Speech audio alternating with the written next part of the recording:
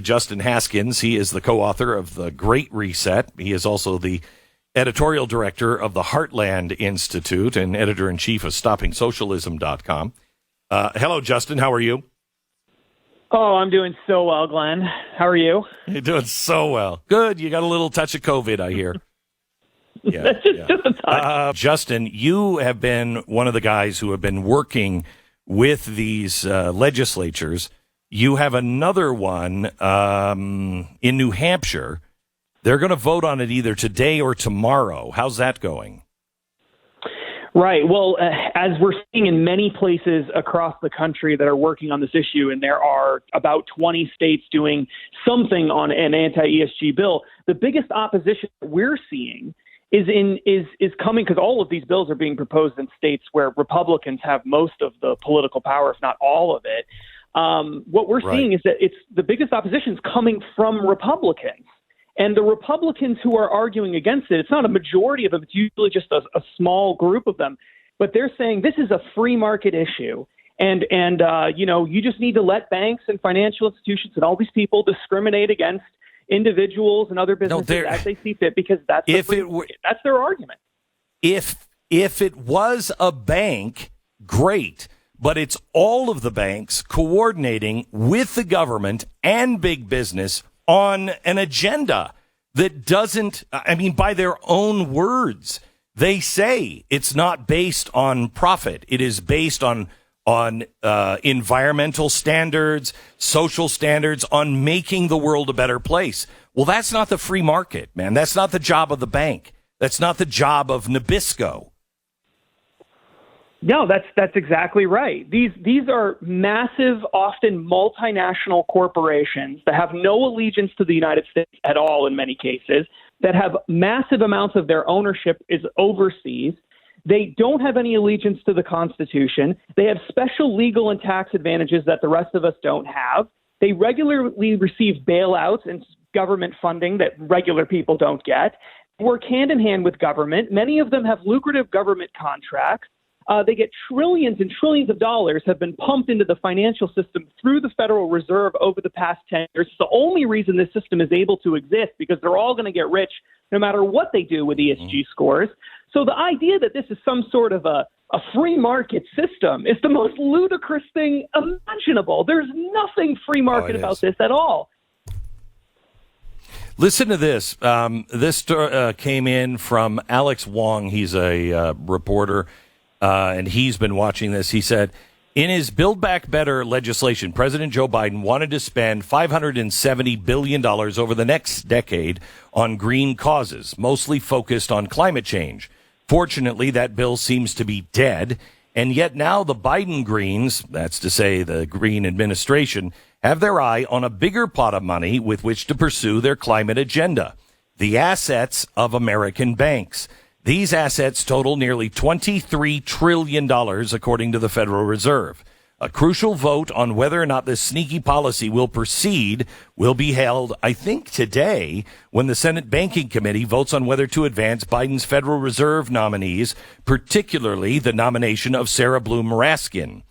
The Federal Reserve System, the Fed, as it's called, is the principal body that oversees and regulates banking in the U.S., After the failure of Build Back Better, the Fed is Biden's preferred mechanism for advancing his version of the Green New Deal. After all, the Fed has vast power over the banks, including whether or not they can lend money to or otherwise finance fossil fuel companies. From the Biden point of view, this seems like a clever strategy. It has been said of the banks, that's where the money is.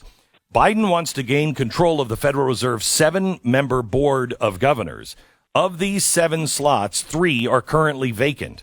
On January 14th, the White House named 3 candidates to fill those slots, all of whom are friendly to the Green Scheme and to the Great Reset. If the trio is confirmed by the Senate, they will join a 4th Democrat already on the board, and the left will have gained control of the Fed. What do you think of that?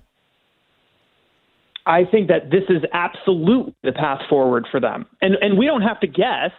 We don't need speculation. They've been very open that this is what's going on. When they had that meeting in Glasgow recently for COP26, They announced, and this was backed by Joe Biden. It's got lots of support from the Biden administration. John Kerry was openly in favor of it. The Glasgow Financial Alliance for Net Zero. You just mentioned 20-something trillion dollars in the United States tied up in banks. Well, the Glasgow Financial Alliance for Net Zero has more than 450 banks, insurers, and asset managers in dozens of countries around the world, with total assets pledged toward enacting this whole Great Reset ESG scheme of $130 trillion. So the idea that this is just something that the little guy can, well, you know, if your local bank's discriminating against you, just go to a different bank. Oh, if a local corporation is discriminating, you just just buy from a different corporation. They're all going to be in on it. They're not going to have any choice. And the people who resist are going to be pushed out. They're already being pushed out by massive asset managers on Wall Street, like BlackRock and State Street Global Advisors and others. So you will have to go along with this. I'm going to come back with Justin Haskins because I'm going to tie this into what the Treasury Secretary or the Finance Minister of Canada announced yesterday with their emergency powers. This is what the Great Reset does.